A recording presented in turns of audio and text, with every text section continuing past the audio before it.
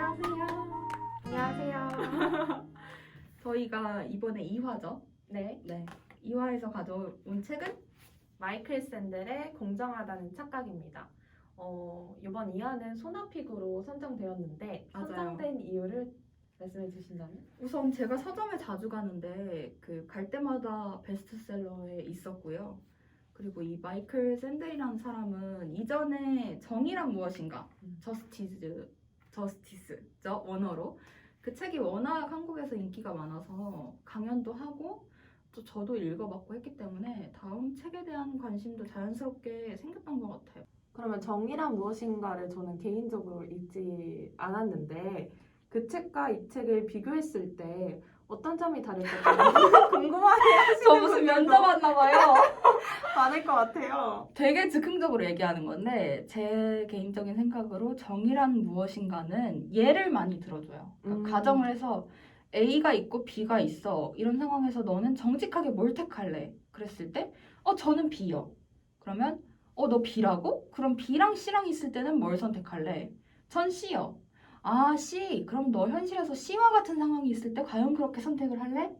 라고 물어보는 책이에요. 근데 이제 공정하다는 착각은 미국 사회의 현실에 대해서부터 출발하거든요.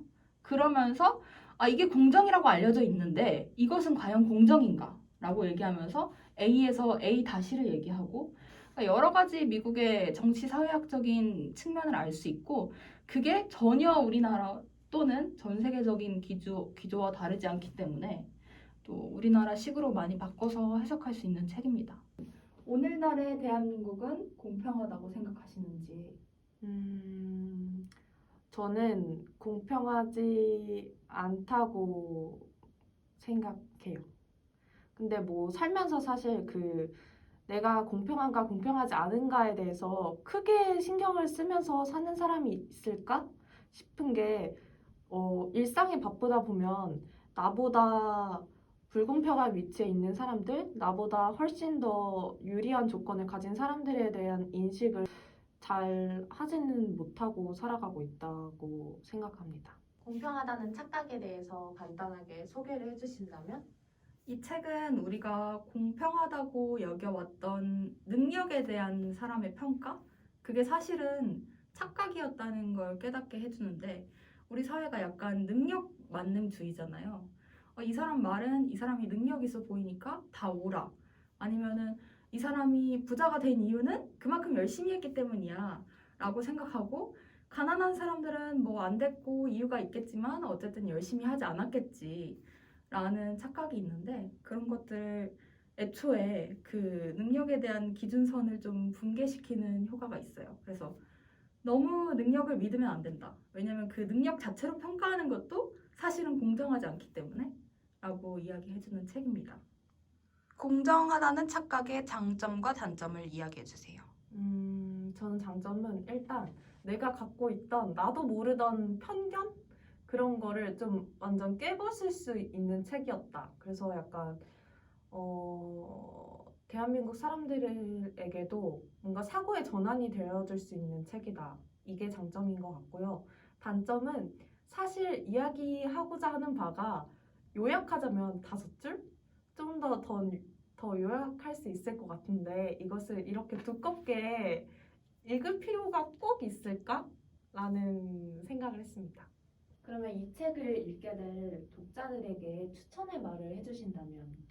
우선 제가 되게 선호하는 내용의 책이었는데 왜 선호했냐면 능력에 대해서 능력이 있다는 거는 어떻게 보면은 그 능력을 잘 발휘할 수 있게 태어난 시대의 탓도 있고 시대의 덕분도 있고 또 그 각자가 가진 재능을 잘 발휘할 수 있게 꼽히는 환경에서 자랐다는 측면도 있기 때문에 능력이 있고 부자인 사람들이 너무 오만하면 안 되고 또 그렇다고 지금 현재 빛을 못 본 사람들이 너무 좌절하고 자신을 책망하고 그럴 필요가 없다는 걸 알게 해준 책이었어요. 이번에 책에서 가장 인상 깊은 부분을 알려주세요. 저는 이 194페이지에 보면은 인류 역사상 처음으로 하층민이 스스로에 대한 자긍심을 가질 근거가 사라져버린 것이다. 이건데요. 책에서 보면 마이클 샌델이 그 귀족주의 귀족 시대와 지금을 비교를 해요. 근데 귀족 시대의 사람들은 적어도 자기의 신분을 탓할 여지가 있었는데 지금의 오늘날의 하층민들은 그 탓할 여지조차도 사라져버렸다는 거예요. 왜냐면 우리에겐 기회가 있었다.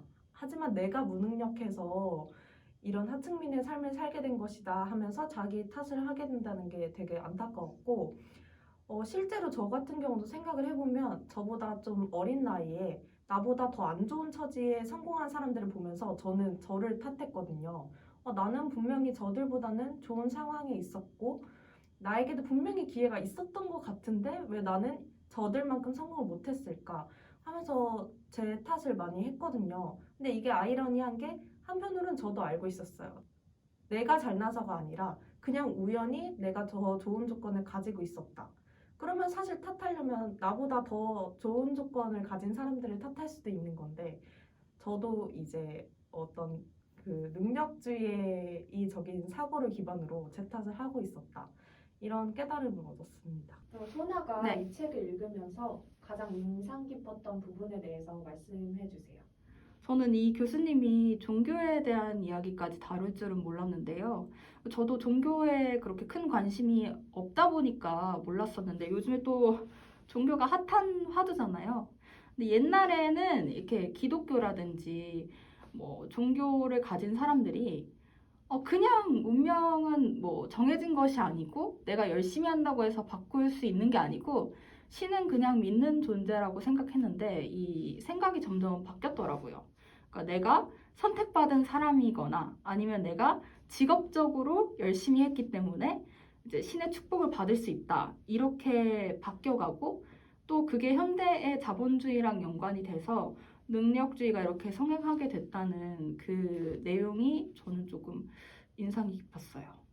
이 책이 그 미국 사회를 얘기하고 있다고 해서 결코 우리와 동떨어지지 않았다고 생각이 든 게 이제 코로나19로 인해서 프리랜서들이 그 수입이 줄면서 자살률이 높아졌다 이런 기사를 다들 보신 적이 있을 텐데 또 근데 이게 우리나라에 국한된 것뿐만 아니라 뭐 이웃나라인 일본도 그렇다는 기사를 봤어요. 이런 그 능력주의 사회에서는 사실 네가 더 노력했으면 돈 벌 수 있었지 않아?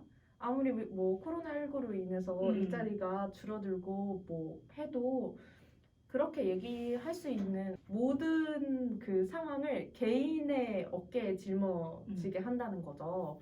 그래서 저는 이게 정말 우리가 한 번쯤 다시 생각해 볼 여지가 있다. 그러면 사실 뭐 나라가 왜 필요하고 사회가 왜 필요하고 복지 정책이 왜 필요하겠어요. 정말 공평하게 다 돌아간다면. 그리고 또 복지에 있어서도 그러니까 되게 경제적으로 변한 측면이 많다라고 하면서 그 경제적인 그 시선을 꼬집는데 그러니까 모든 것을 경제적으로 바라보고 효율적으로 하려고 하다 보면 공동선이 빠진다는 거예요. 그러니까 도덕 윤리, 그러니까 사람을 향한 윤리, 정치 의식이 꼭 가지고 있어야 할 그런 게 사라지면서 그런 뭐라 그러죠? 얍삽한 모습에 분노하게 되는 민중이 생긴다. 그리고 곧 그 민중들이 포퓰리즘으로 변하는 것이다. 라고 하면서 우리나라도 뭐 사람이 먼저다 이러면서 능력대로 평가받는 공정한 사회 이거를 많이 얘기하다가 그게 아닌 것 같다는 이야기도 보게 되고 그럼 과연 무엇이 공정일까라는 그 찾아가는 해법 단계에 있는데 좀 더 정리를 해서 말씀을 드리자면 결국 이 책에서 이야기하고자 하는 바는 능력주의는 결코 완전히 이상적일 수 없으며 그것이 결국은 불평등을 더 크게 만들고 심화시키고 초래한다는 이야기를 하고 있습니다.